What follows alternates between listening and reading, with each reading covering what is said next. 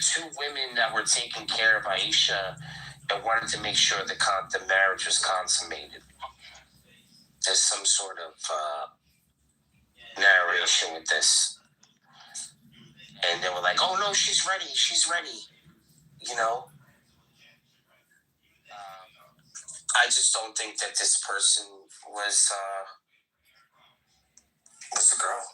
This doesn't make any sense. She was in battle, is considered a tomboy, left behind. She got punched in the chest. You know, remember when she was assaulted? That's some like bro stuff. You know, who punches a girl in the tit? Like come on, man. You slap a woman in the face. You don't punch her in the tit. The rib would probably break her something. You punch a man in his chest though. That I would do. But even that story, like everything about her just always pointed to me as a young boy. Every little second of every little story about it. Yeah. Listen to this one. This is Bakari 3894. Or it could be, or it's a 5134 in the common numbering system. But this is a Sahih hadith narrated by Aisha. Allah's messenger married me when I was 6 years old and consummated the marriage with me when I was 9 years old. My mother came to me while I was playing on a swing with some of my girl companions. She called me and I went to her, not knowing what she wanted. She took me by the hand and made me stand at the door of the house. I was breathless. When my breathing became normal, she took some water and rubbed my face and head with it. Then she took me into the house.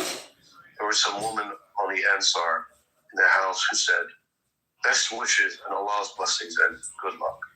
Then she entrusted me to them, and they prepared me for marriage. And unexpectedly, Allah's messenger came to me in the forenoon, and my mother handed me over to him. Now, there's so much there that we can delve into this.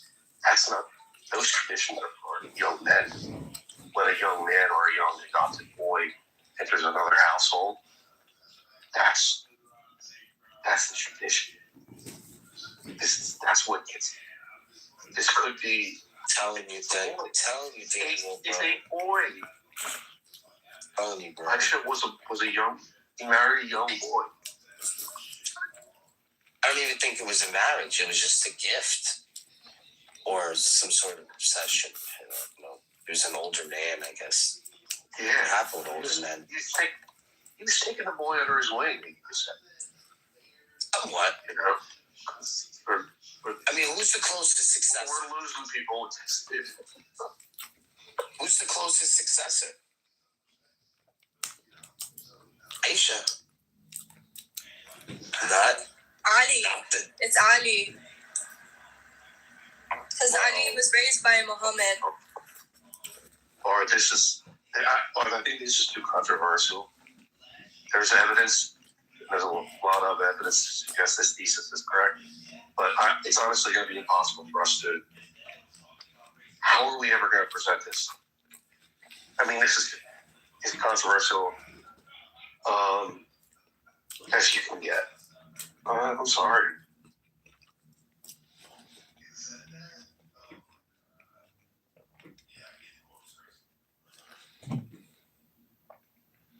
Well, we are known for our own original ideas and arguments, and this is just part of, the full thesis that we have here. Not going with the social norms, with the demonic, burning of Qurans. No. We don't go with any of those things. We have our own understanding of this. And if it wasn't surrounded by such a web of lies, then it would be easy to believe. But it just seems like it's the opposite every time they say, don't have partners to Allah except Him and His messenger. They contradict themselves like right after they say things. I just can't. Impossible. And I think the opposite. I mean, they want to believe. They want to believe it's a girl, then believe it's a girl. Prove it. If it was a girl. You played with dolls? Really? That's all they got? That's it? That means the whole youth corpus is garbage. That's ultimately what I'm trying to prove. You hit it right on the head.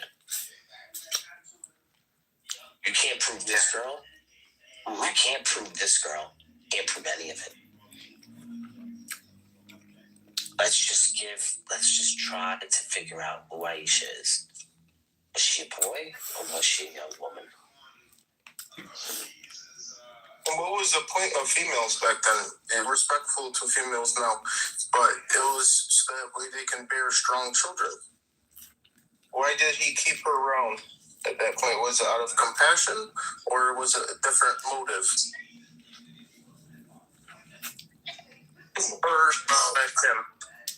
How old did Aisha live to? How old was she when she died? 60s? Only men lived up to the 60s. Women never lasted that long. Well, I think that Aisha is a crucial linchpin. You pull that pin and everything comes crumbling down. It's just I'm not Muslim, but I think if you're gonna make the argument. Why are you interrupting me? Oh, sorry. It's okay. Let me just finish what I'm saying. If Aisha's credibility and her historicity is in question, and 60% of Bukhari is narrated by Aisha, 40% of Muslim is narrated by Aisha. If the historicity of her is very essential for the legitimacy of traditional Islam, of the Sunnah. The Sunnah itself is in question with the historicity of Aisha. And we know nothing until 200 years after the death of the Prophet about her. I mean, upon what does Sunni Islam rest? Sorry, go ahead, Teresa. That was my only point. I didn't mean to interrupt you. Sorry. But I was going to say, if you're going to make the point, because, women didn't live that long, she could have also been an exception because Khadijah was narrated to live a long time, too.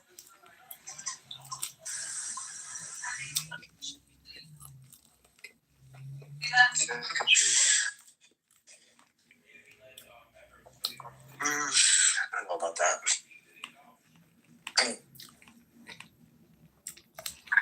Rich woman lifespan. 5 years.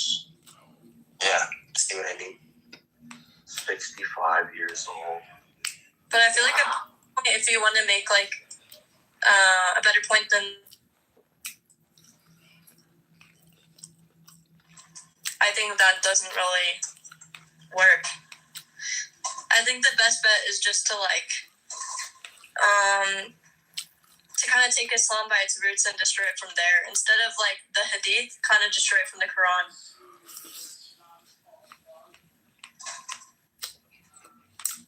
With the law angles. We don't just do one direction, but yeah, I mean, you can destroy it from the Quran, but I mean, a lot of the Hadiths, I kind of think are... I mean, I don't even think Islam by itself being bad morals should just be common sense. If he's a good prophet or whatever, then why does he have such bad morals? You could just make the morality argument.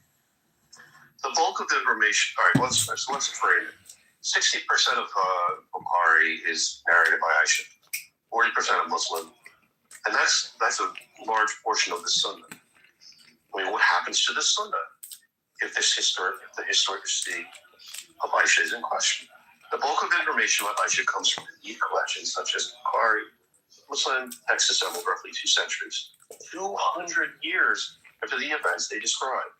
These collections rely heavily on chains of oral transmission whose reliability cannot be verified.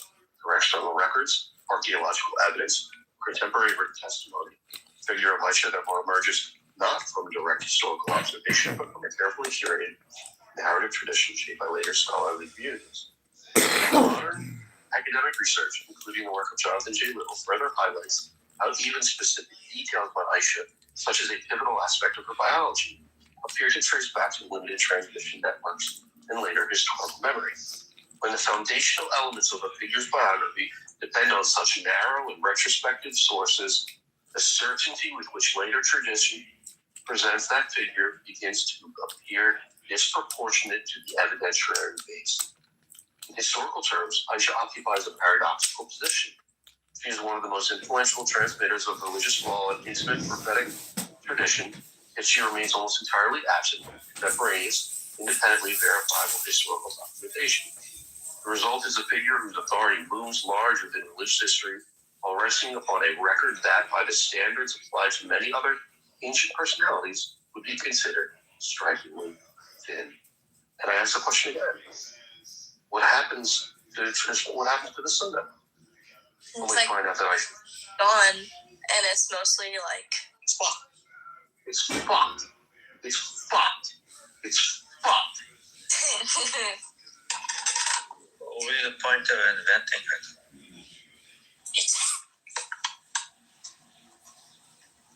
Danielle, based on, like, what would be the point if you could attribute it to somebody that actually existed? What are you asking me?